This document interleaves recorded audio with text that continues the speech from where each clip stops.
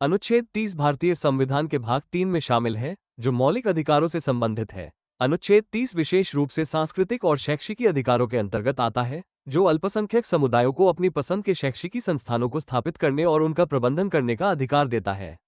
यह अनुच्छेद अल्पसंख्यकों के शैक्षिकी और सांस्कृतिक हितों की रक्षा करता है ताकि वे अपनी पहचान और संस्कृति को संरक्षित रख सकें। अनुच्छेद 30 में कुल 3 खंड है। हम प्रत्येक खंड को उदाहरण से समझेंगे। अनुच्छेद 30 1 शिक्षा संस्थाओं की स्थापना और प्रशासन करने का अल्पसंख्यक वर्गों का अधिकार।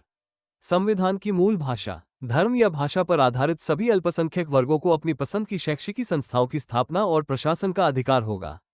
व्याख्या, ये खंड कहता है कि भारत में रहने वाले सभी अल्पसंख्यक समुदाय, चाहे वे धर्म जैसे मुस्लिम, ईसाई, सिख या भाषा जैसे तमिल, बंगाली, उर्दू बोलने वाले पर आधारित हों, अपनी पसंद के स्कूल, कॉलेज या अन्य शैक्षिकी संस्थान खोल सकते हैं और उनका प्रबंधन कर सकते हैं।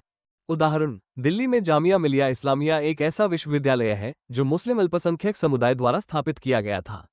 ये संस्थान इस्लामी शिक्षा के साथ साथ आधुनिक शिक्षा प्रदान करता है और अनुच्छेद 30 1 के तहत अपने प्रशासन को स्वतंत्र रूप से चलाता है।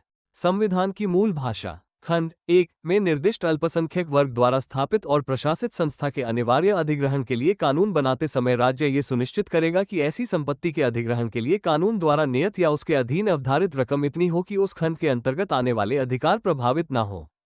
व्याख्या, यह उपखंड 1978 में 44वें संशोधन के तहत जोड़ा गया।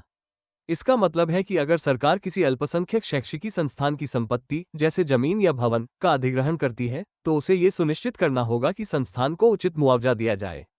यह मुआवजा इतना होना चाहिए कि संस्थान के अनुच्छेद 30 1 के तहत मिले अधिकार, स्थापना और प्रशासन का अधिकार प्रभावित न हो।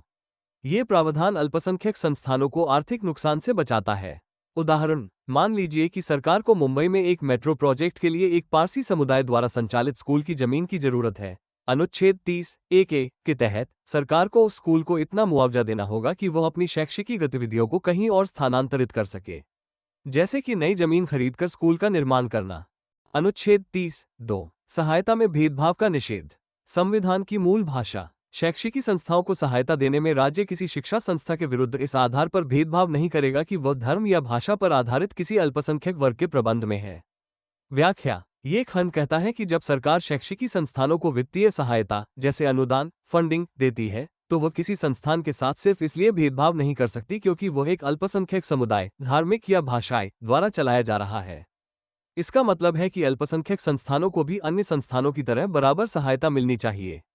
उदाहरण, केरल में एक ईसाई समुदाय द्वारा संचालित स्कूल जैसे सेंट थॉमस स्कूल को राज्य सरकार से वित्तीय सहायता मिलती है।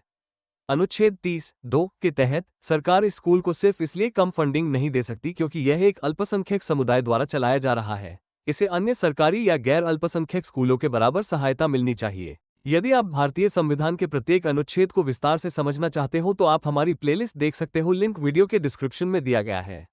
धन्यवाद।